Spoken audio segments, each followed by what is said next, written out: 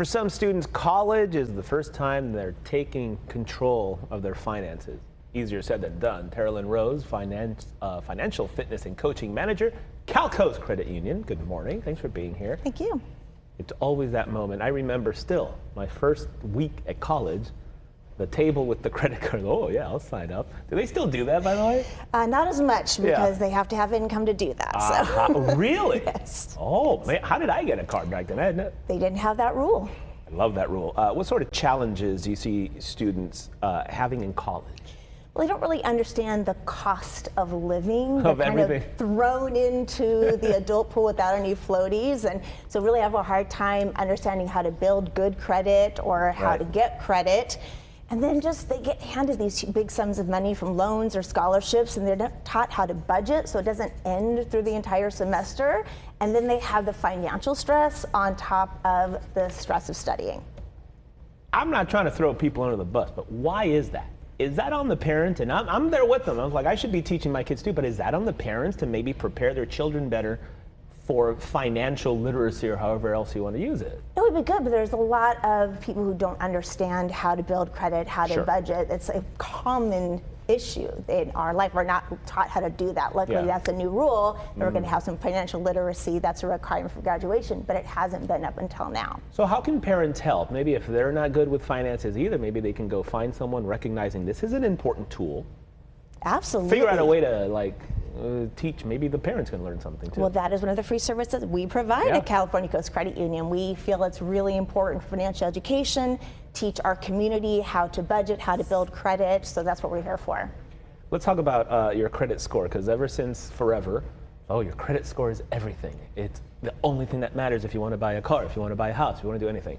What actually does impact your credit score? Two most important factors are payment history and balances. And it doesn't matter how big the payment is. You can charge $1.99 to a credit card. That's going to improve your score just as much as charging $10,000 and paying that off.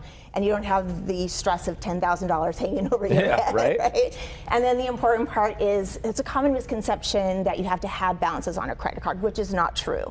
You do have to use a credit card to have payment history, but having a zero balance is best. So use it, pay it off in full every month. That's 65% of your score.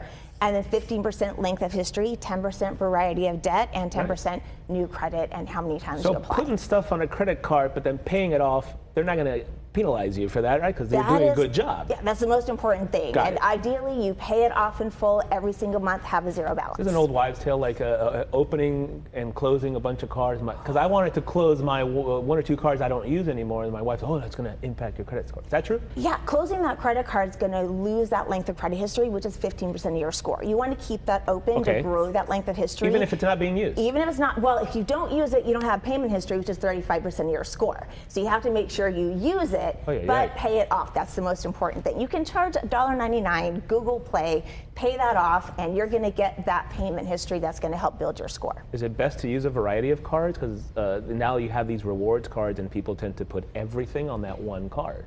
I recommend having 3 credit cards because if you ever want to buy a house, mortgage lenders want to see 3 years of payment history, or 1 year of payment history on 3 different trade lines. So you always have 3 cards, get the best deal. I get 4% for gas, 3% online. Use those different credit cards, pay them off in full. You mentioned some of the free resources. Tell me more about what is available on college campuses here locally, because kids, when they get a card, if they do get a card, and this is so important moving forward. These could be life lessons for the rest of their lives, really. We have financial wellness centers at a lot of our community colleges. You can just drop in, ask questions. We also hold workshops and webinars on a monthly basis, and we record them and put them on our YouTube page.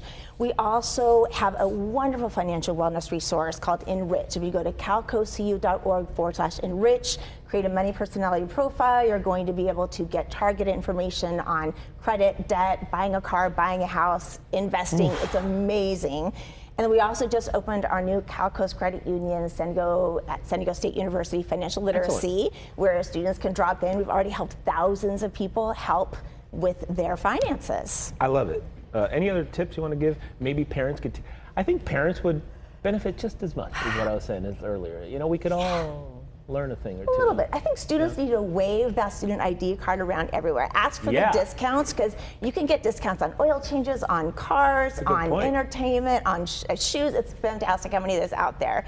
Also, track your expenses for at least 30 days. You really have to have that awareness of where the money is going, so then you can create a plan for it, and then also set financial goals. If you know what you want your money to do and you look at where it's going, then we can maybe make some changes. It's the old adage, man, if I started saving 10 years ago, 20 years ago, 30 years ago, where would we be now? And if I'd known when I was 18 what I know now, it would be a completely different story. I like also the itemizing. After a month, write down everything you bought. Then you realize, how much did I spend at Starbucks? How much did I spend at this little?